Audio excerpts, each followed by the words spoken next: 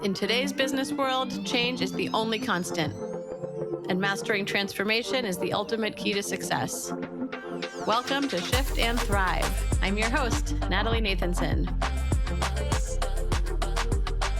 Each week, we'll bring you conversations with CEOs who delve into how they successfully drove critical change in their organization.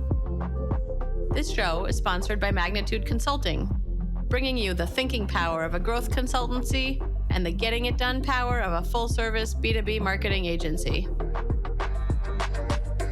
Today's guest is an executive coach who works with founders and CEOs through pivotal inflection points, helping them navigate growth, complexity, and critical moments when leadership must rapidly evolve to meet new demands. He spent nearly a decade at Google Ventures, supporting a portfolio of over 600 founders, often immediately post Series A or B investment, and helping them rethink how they scale. Across these hundreds of companies, he's seen firsthand how leadership must change as organizations grow and designing systems that can sustain scale. Today, his work focuses on helping founders design the right cultural foundations, incentive structures, and leadership habits that enable long-term success. He is the founder of Emboldened. Maximos Lih, welcome to the show. Hello. I'm glad to be here. Thanks for having me. It's my pleasure. And I know, as I mentioned in my intro, you have worked with hundreds of CEOs and founders, and especially many in these kind of high growth, high uncertainty stages where they might have or have likely outgrown what's worked for them to date. I know there's a lot of changes facing all of us in today's environment, and a lot of founders and CEOs in particular are being stretched in lots of different and new directions. So would love to really start us off talking about some of the biggest shifts that you're seeing and what it takes to be a successful CEO or founder today. Can you talk about some of the patterns you're seeing that either maybe trap leaders or help them thrive in this environment? Well, I want to start off by saying it's an incredible privilege to work with founders in any capacity. Right? Founders are doing incredibly hard work, and they, in many ways, have given up really great certain job promotions and opportunities to go and create something that they believe has a missional value to exist in the world. So it is always incredibly challenging, incredibly humbling, and such an incredible privilege to get to work with founders. The privilege of being at Google Ventures was that I got to see a lot of them in classes and be able to do pattern matching from the perspective of seeing so many. And post-COVID, post-AI, all of those shifts have become even more trendingly obvious and urgently critical. So I would say that the three things that I've observed, which are particularly interesting at the intersection of people and revenue, which is sort of my specialization, is one, how we're seeing ecosystem level changes as companies scale. Sometimes I call this sort of the playbook to ecosystem shifts. A really obvious example is as more and more people get on AI, more and more scams are going to happen.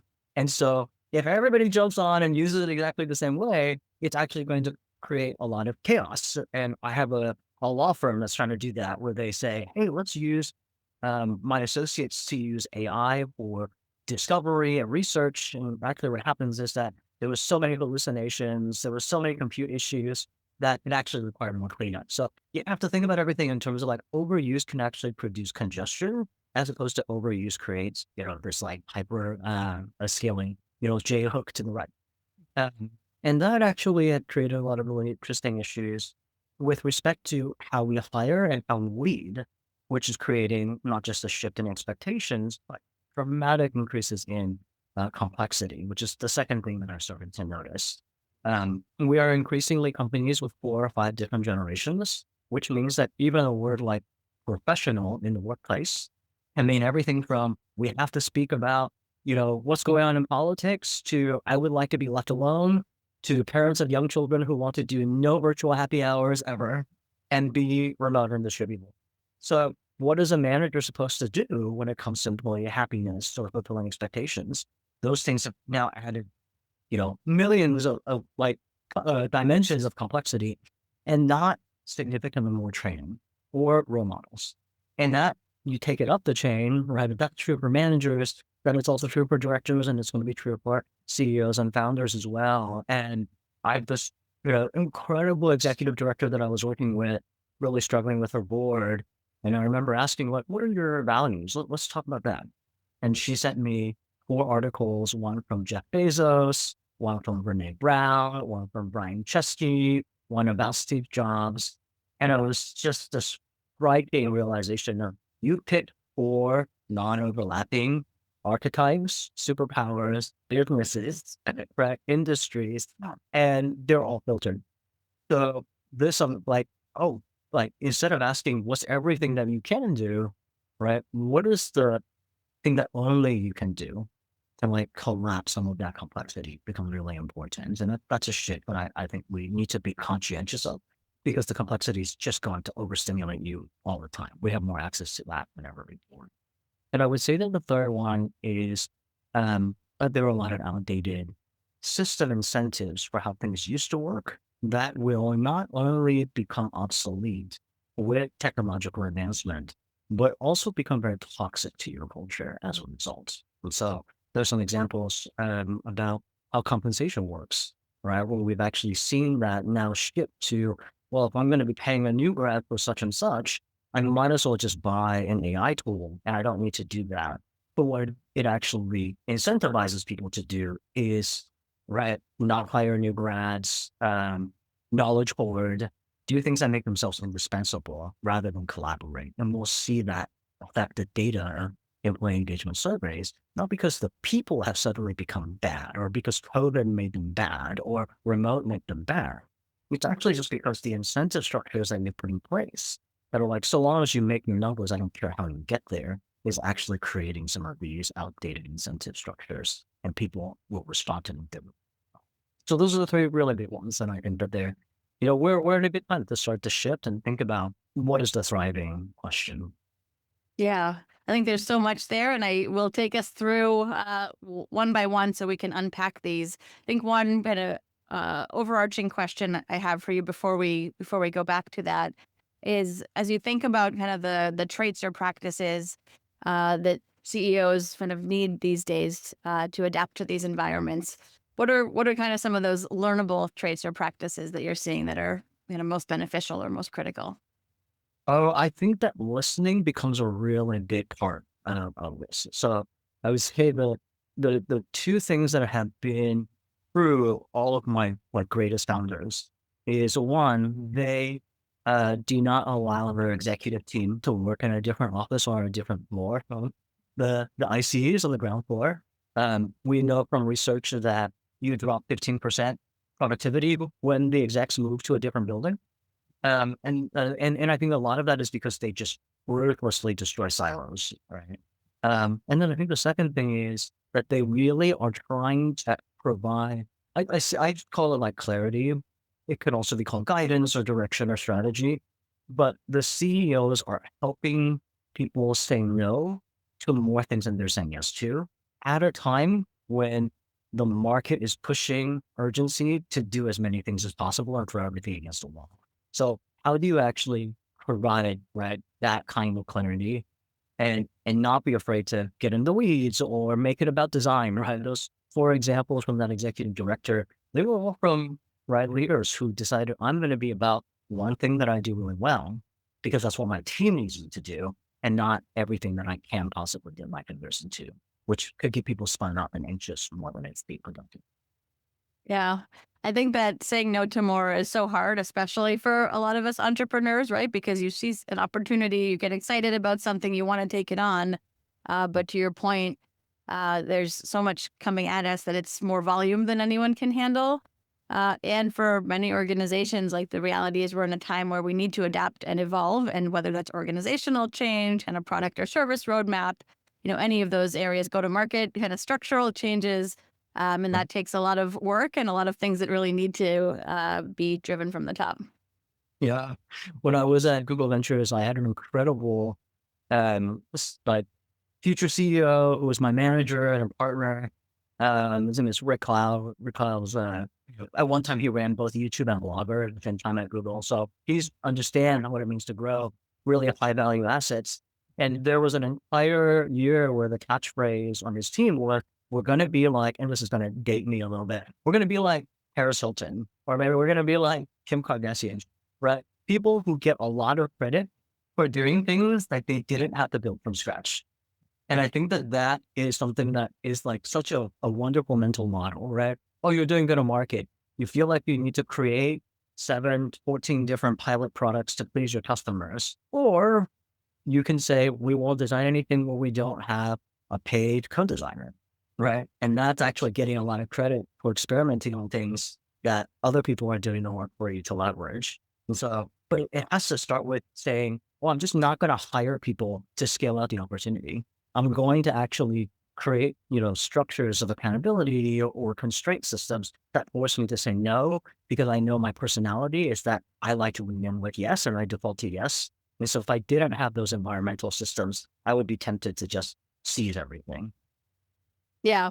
A quick one I heard recently is just never say yes on the spot, right? Say, thank you, I'll think about it, and then give yourself the time to kind of look and reflect and all of that. And as a very simple rule of thumb, I can see that working well. And, and I completely understand and empathize with, founders of 20-person teams or 50-person teams, or not like, it took me so long to just get this call. I have to say yes. And that's why I say, like, the rules of improv apply. Say yes and, right? Yes, and yes, and the trade-off is this, and it will require this. So that you constantly are keeping the momentum going forward, but you're not just giving in to what the customer asked, and especially at a stage where you don't have all the power and control because you're still building. Yeah. I want to come back to what we're talking about in terms of shift in how we need to lead and hire. And you brought up the point about the different generations that are kind of in the workforce today. Can you start maybe with a bit of background or context so we're all thinking about it in the right way? Like, what are those generations, and from a high level, like what are some of those big things that we should know about them? I know it's we're going to go into stereotype territory here, but just to help frame it for everyone. I could probably talk about them in fairly broad strokes, just about how different things are. But you look at companies today, the leadership structure is predominantly people who are sort of in the boomer generation, 50 and over. I even have a number of C-suite folks that are in their 60s or 70s, particularly for industries like biotech, where that experience is really hard won and they are not ready to retire, thank goodness. So they're coming in to help these companies. And so then you have one generation who's accustomed to thinking about work-life balance in a very, very specific way, thinking about boundaries in a different way, and or past the parenting of young children.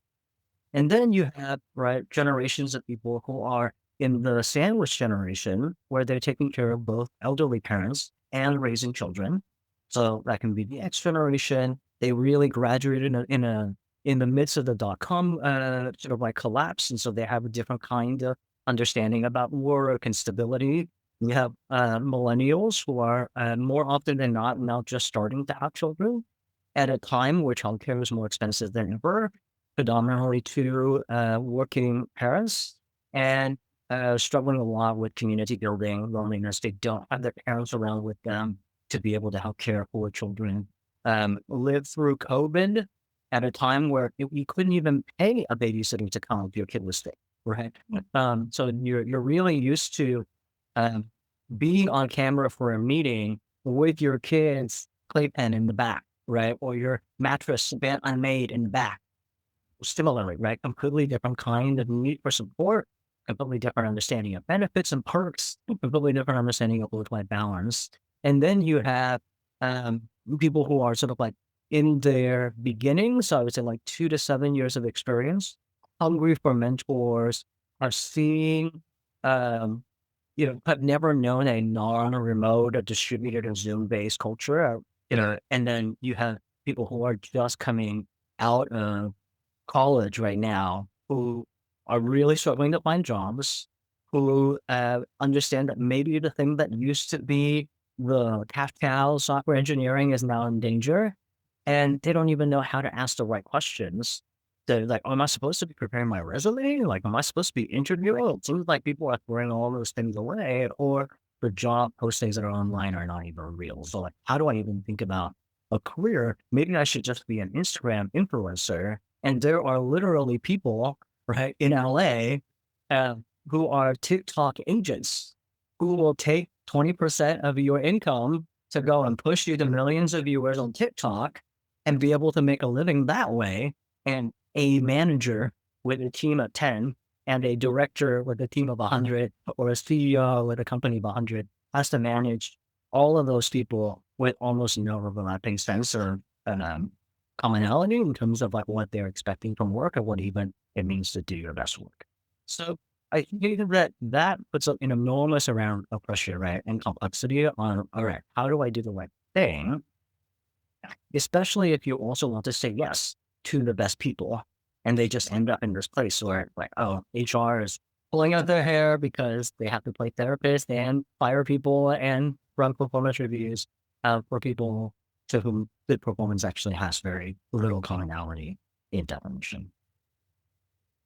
So it's very interesting, and I'm thinking about the implications on hiring, on building teams, on nurturing teams.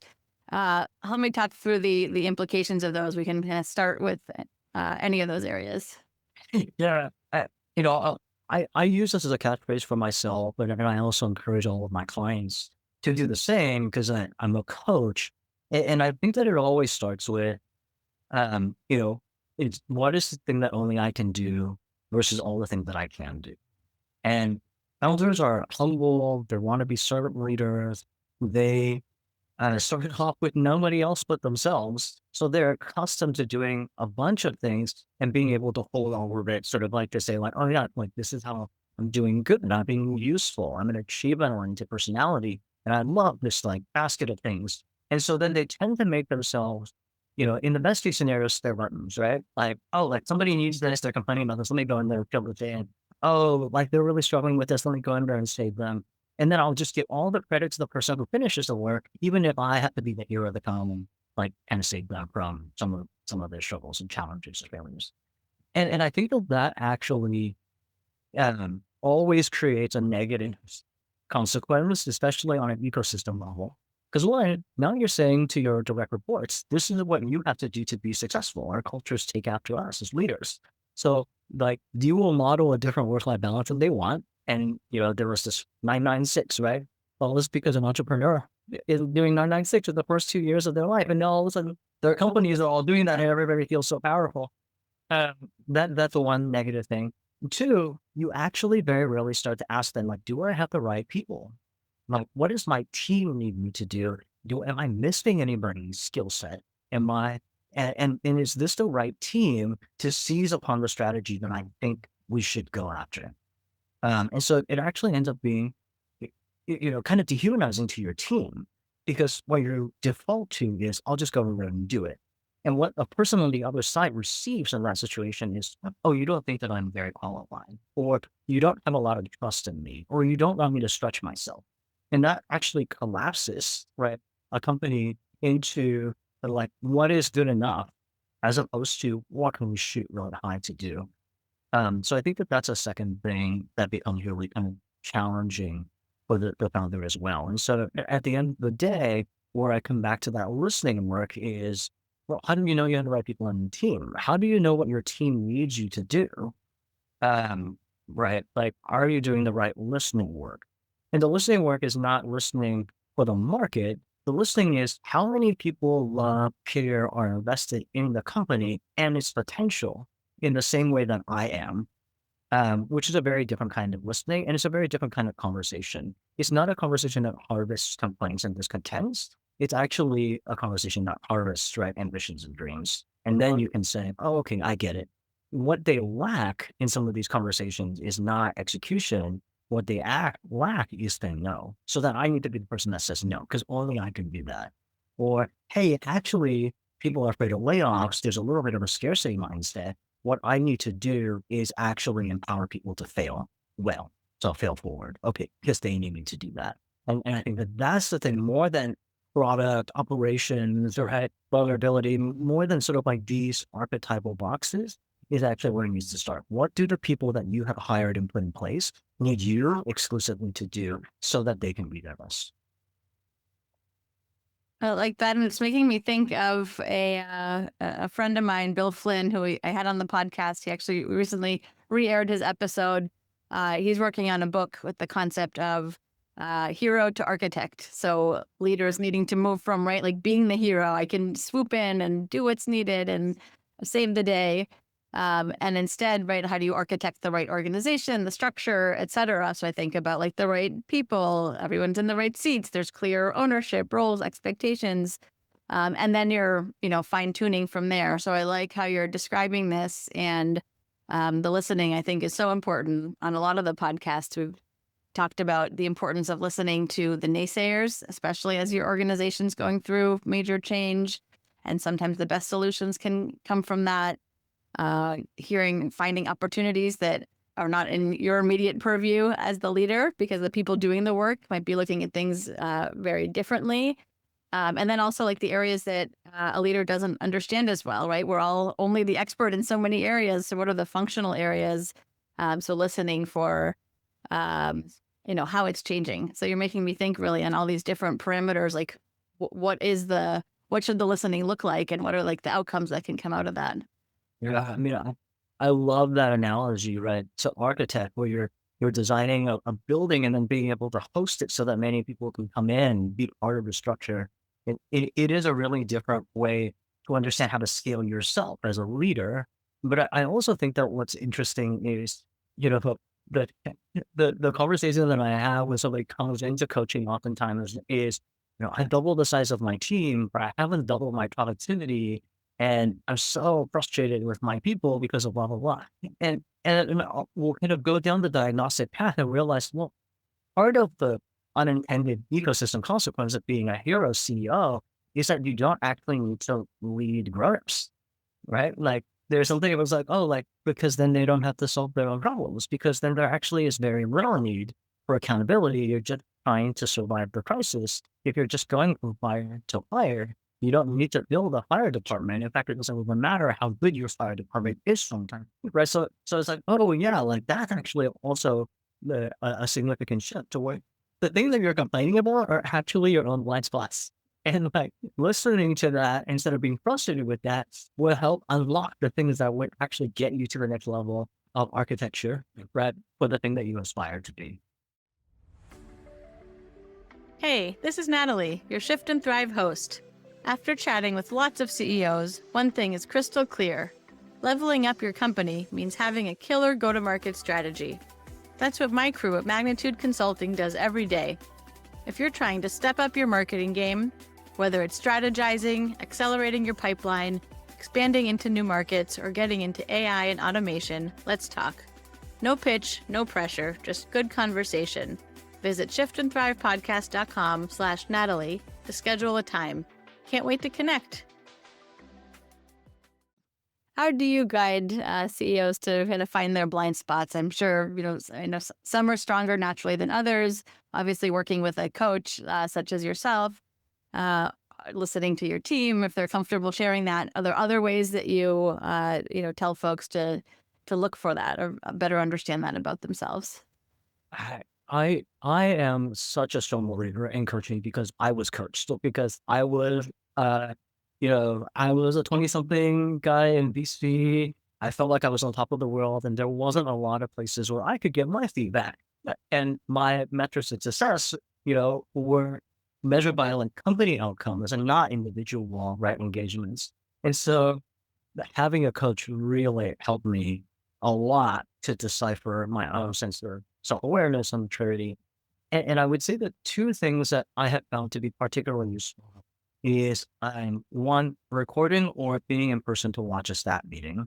So very rarely is our CEO's interpretation of the problem also the root problem. And so, right, the CEO will come in and say, I feel like maybe I'm just not communicating properly. And it's because, I'm not getting collaboration. I'm not getting sort of innovation that I want. Maybe it's just because I'm not a good communicator. Maybe you can help me sharpen that. Or sometimes they say, maybe it's because I have this accent, I'm just, I'll go into a sound meeting and I realize You literally check your phone the entire time people are talking. And then when it's your turn to talk, it has nothing to do with me. She said, it's to do with listening, right? Well, and then people are scared of you. Um, or the opposite, right? I have a client, they're in cybersecurity, and what we have discovered is that if the CEO is really excited about a particular topic, he will text you at night before he goes to bed and like talk about the thing. And then you will have like a secret ear conversation with the CEO. And the next day you come in, you're like, oh, I've got this like new trusted charge, and I am like a new person that's in the inner circle. I feel great about that. And like, oh, well, that's your problem, right? Your problem is that real work happens in the secret meeting outside of the staff meeting. And now you'd incentivize information hoarding, or you'd incentivize being indispensable. And that will trickle down in these ways that are actually quite toxic. So I think the first one is just like objectively observing behavior. The second thing is that I don't think CEOs should do one-way performance reviews. I think that there should always be a peer-oriented performance review. There should always be a self-evaluation review and then the CEO review. And it's for two reasons. One, I think Jensen and NVIDIA said it really well. Like, it's not the job of the CEO to be a first-line manager and the CEO of a company. It's really hard to do both. And we talked about this. I think holding a lot of complexity and context switching actually sets up both sides for mediocrity. So don't try to do both. Be the CEO, be the culture carrier, but don't pretend that you're going to be the first line manager to write performance feedback. You're not in the day to day, right? So incentivize people to keep each other accountable with these like kind of peer points.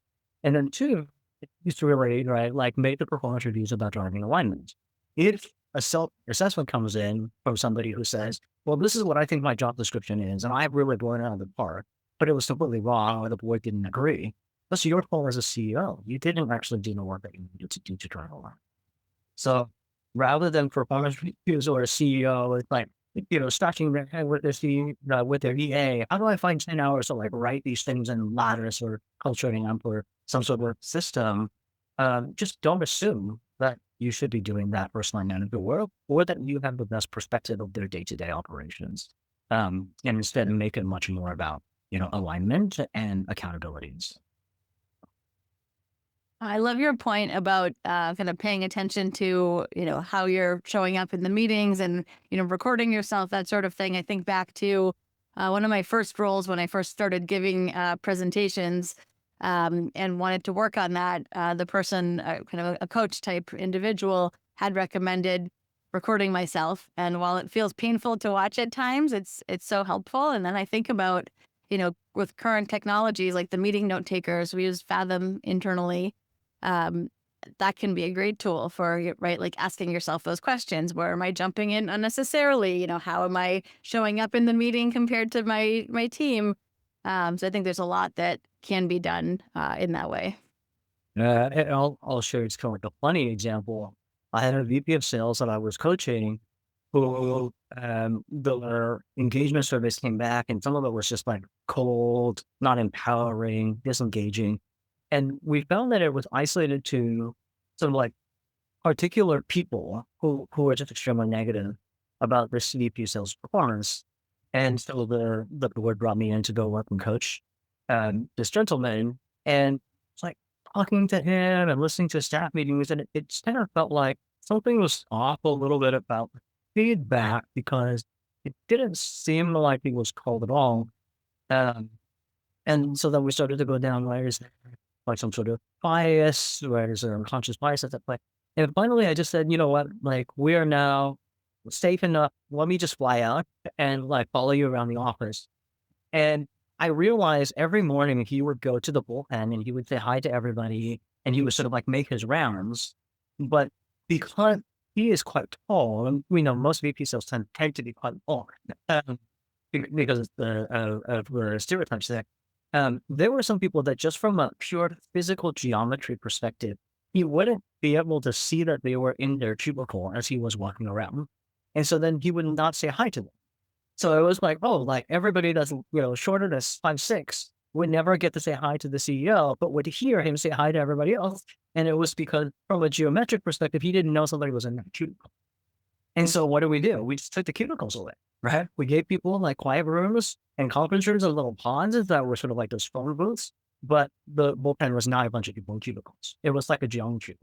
And then it made the team feel so much more together and made everybody feel much more equitable. But it wasn't a blind spot that he would have been able to catch himself because it was like literally his body and following him around, like kind of like so I do think, oh yeah, like those types of things become really useful. Even unintentional blind spots have consequences, right? So it's always good to have those kind of constructed. Yeah, what a great story. And I think, like you said, that person might have been sitting in their cubicle saying, "What's wrong with me? Should I go look for No, another job?" Right? no, And it's such yeah. a Yeah. Can yeah, you such a imagine you're mistake. like, you're gonna say hi to that person and that person and that person, and then it's like, oh, never me. And then that person, and like, I totally understand. Right? And then the one opportunity I've actually share some feedback. I'm like, oh, I don't know what I did wrong or something. Solutions can come from surprising places and insights. Maximus, I want to talk about a different area that you teed us up for, and we touched briefly on incentives, and I want to go a bit deeper there because we know how big of an impact that has on the behaviors in a business. So can you talk a bit about right, like how to think about I guess creating and aligning incentives, and maybe how that might look a bit different now than in years past? Yeah. And I two really interesting examples, I think, for this community to think through.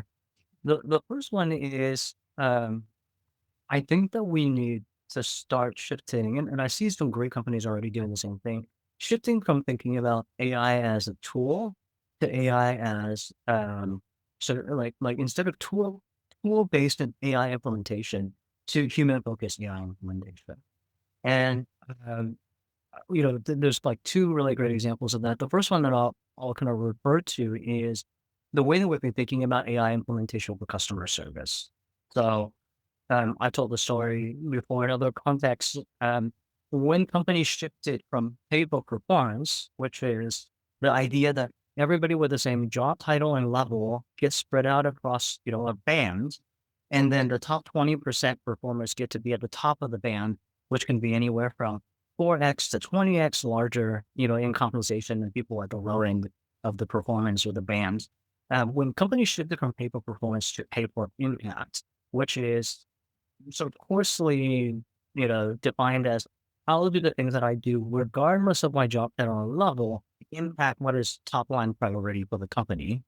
We started to see really interesting changes in customer service teams and productivity. So a company like Expedia did this research where, they discovered that a top performer customer service agent would take 100 calls per week versus 20 calls for a mediocre customer service agent.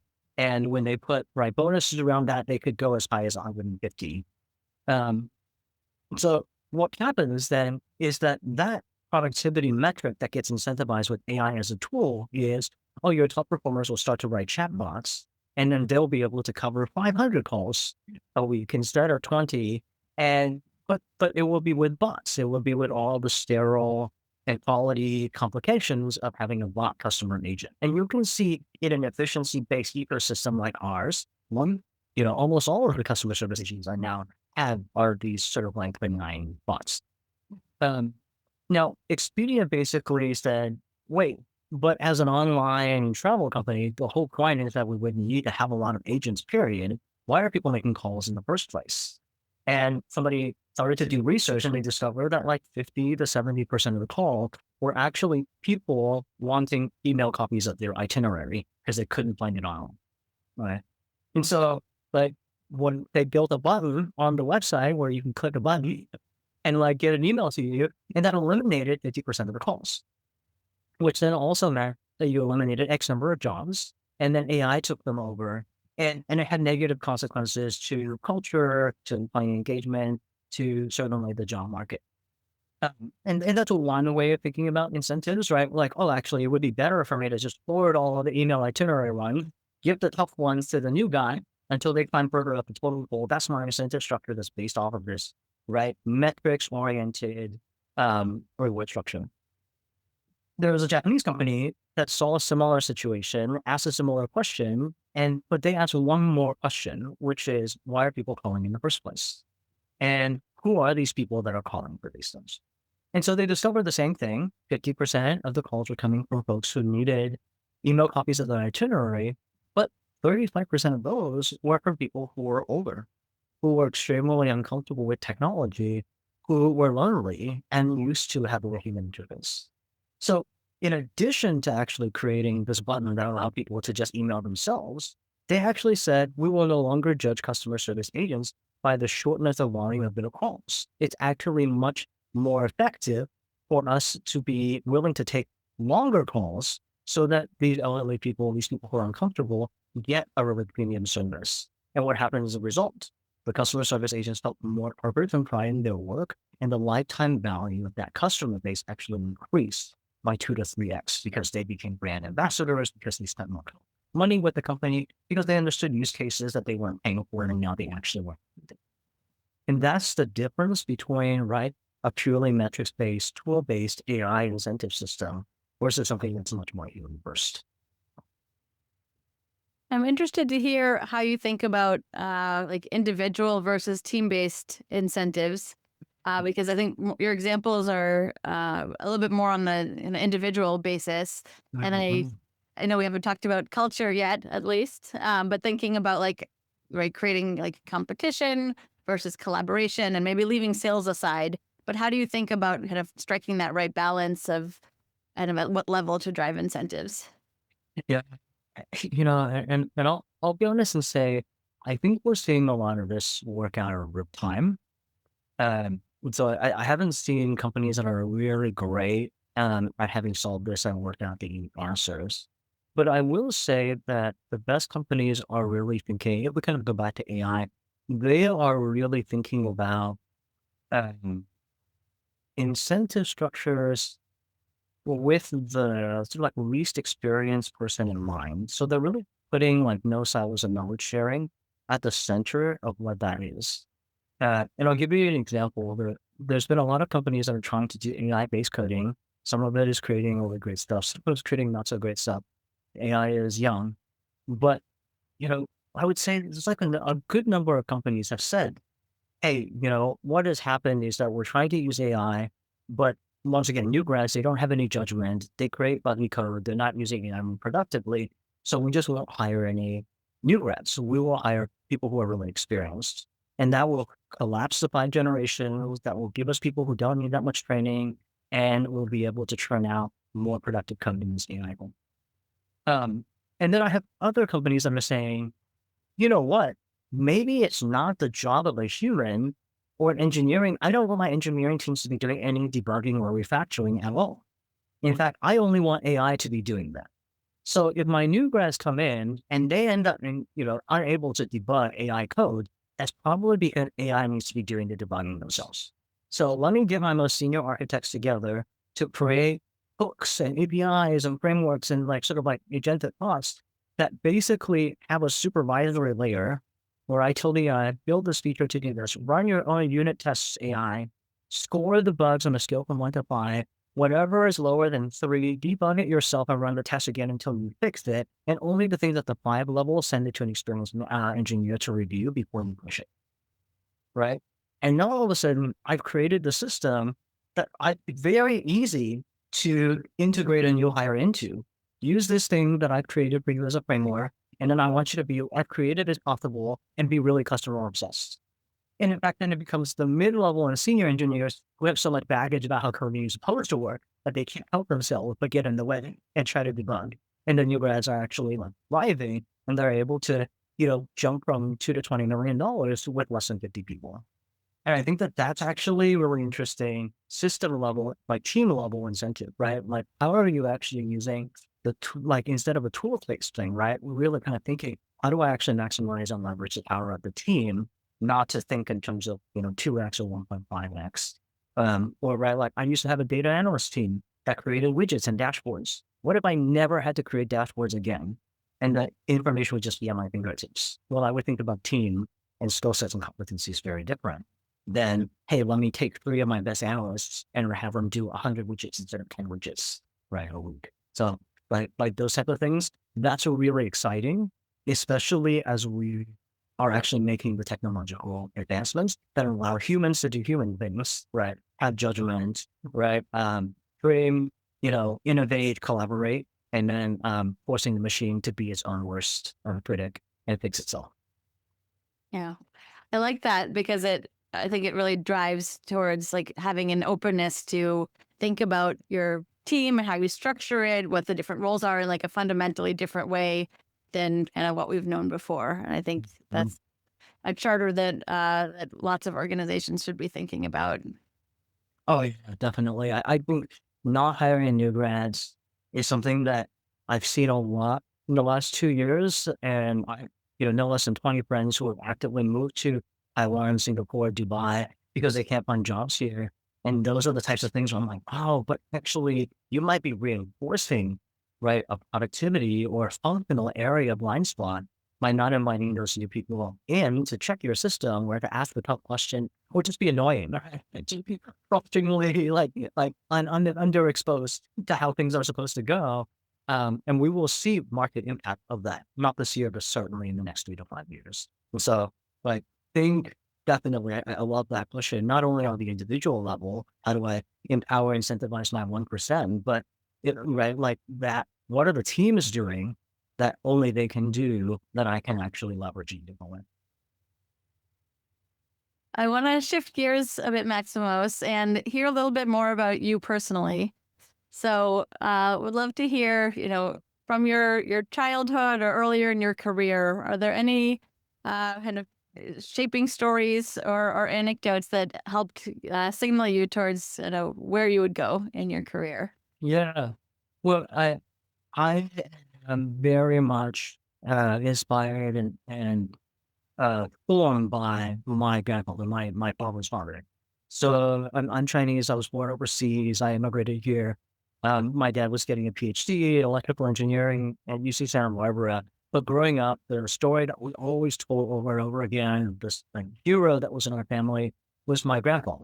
My grandfather was an orphan. He was dropped off at a Buddhist temple in a small village in China as a baby.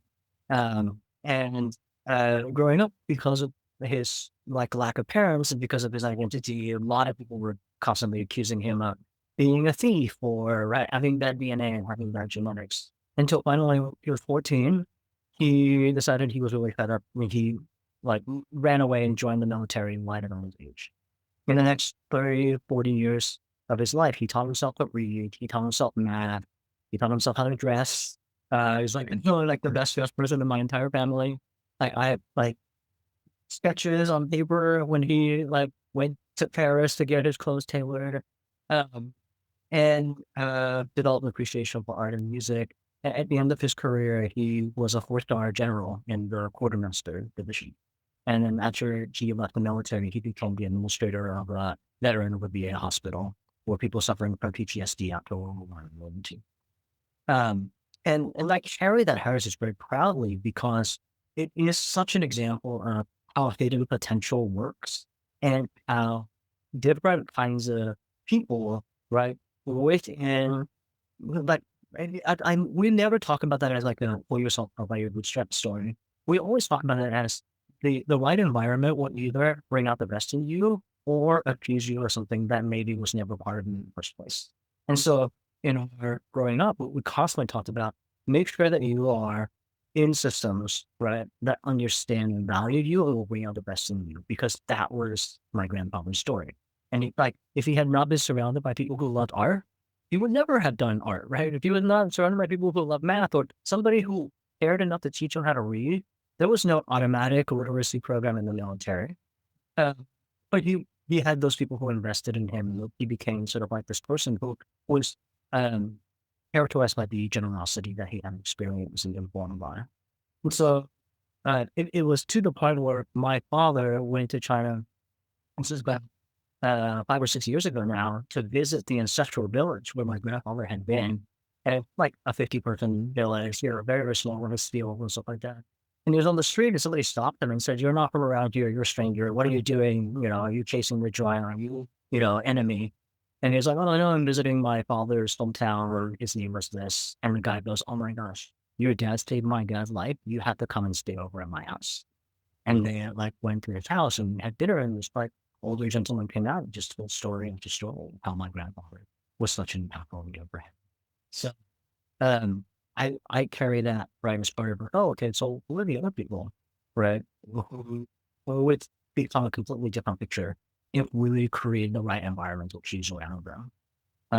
And how do we actually do that in a way that respects the dignity of everyone? And then I would say that the second thing is so I did my graduate work in classical civilizations and Greek and Roman civilizations. Um, and so I'm like very obsessed with culture. And I remember going to my first interview at Google, and Google at that time was very specific about how they were hiring. They had developed an entire machine. It still is kind of a machine today. So an interviewer came in and said, "Are you an employee referral?" Like, did you study computer science in college? No. I was like, "Thank you very much. Your next interviewer will be shortly." Yeah. And no, when the next interviewer came in and asked me a bunch of questions about recruiting. And I was like, I don't know anything about recruiting. I just know more than anybody who cares to know about the rise and fall of the Roman Empire. That's what I know. And that interviewer looked at me and she said, "Oh, good. That's what we're afraid of. You should come here and do that." So they created a position for me to be a data specialist on the talent team so that we could hire people that did not scale ourselves to mediocrity to protect against the rise and fall of the Roman Empire.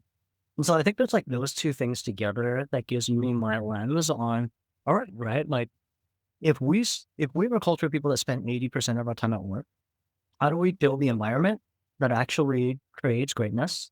And if we have been the most successful economy for X number of decades, how do we not scale ourselves to mediocrity, especially at a time when the nature of AI is democratizing advancement in a way that what came before will not sustain success or necessarily be useful in what success looks like in the next generation.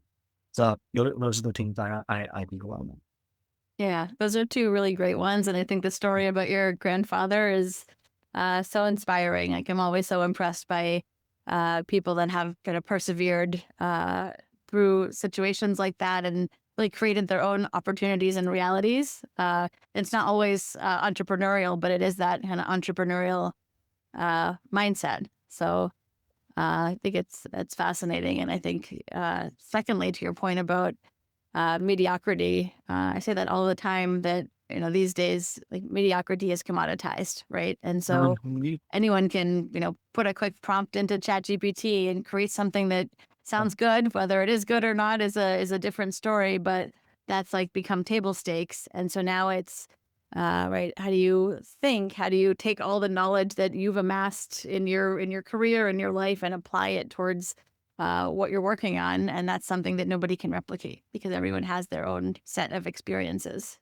That's absolutely right. Yeah, and I think that there is a responsibility that we have as people who have been privileged to learn anything or have anybody invest in us to also turn around and share and be a service to pull up somebody behind us. That's really important.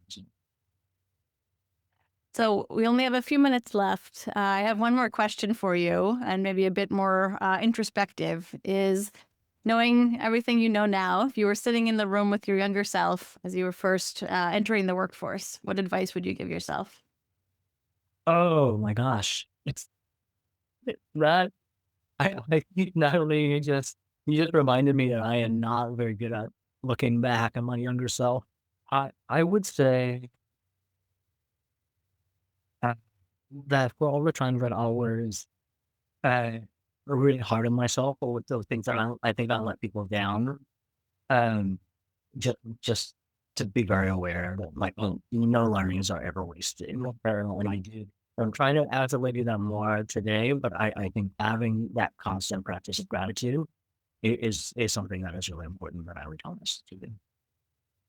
I think that's a really great one. So thank you for that. And it's a great place to wrap up our discussion. And as we do that, can you let our listeners know how they can reach you? Yeah, I'm predominantly I'm most active on LinkedIn, and you can always email me. I check my own email. My EA doesn't do that for me. And my LinkedIn profile is just Maximus Lih. So LinkedIn/in/Maximos Lih, and you can always contact me on there. We'd love to chat with anybody who's building interesting companies. Wonderful. Wonderful. Thank you. Well, I really appreciated all the insights that you shared in this conversation, and loved the conversation around the generational shift and what to be thinking about to build an environment that kind of draws on the best of the different kind of perspective or segments we have in our workforce. The conversation around rethinking incentives, especially in a world of AI. So thank you for everything that you shared. Well, thank you so much for having me. I'm really excited to be a part of this community. Wonderful. And thank you too to everybody that's listening. If today's conversation sparked something for you, and I'm pretty sure that it did, pass it along to another leader. We know that insights like this really help fuel fresh thinking and help us all drive transformation, both in our organizations and in ourselves. So thanks again, Maximos. And this has been another wonderful conversation on Shift and Thrive. I'll see you all next time. That's a wrap for this week's episode. For show notes and more, visit shiftandthrivepodcast.com. A special thank you to our sponsor, Magnitude Consulting, bringing you the thinking power of a growth consultancy and the getting it done power of a full-service marketing agency to help B2B companies fuel their growth. For more information on Magnitude and to get your complimentary transformation readiness assessment, visit magnitudeconsulting.com/getready. Thank you so much for listening. We'll see you next week.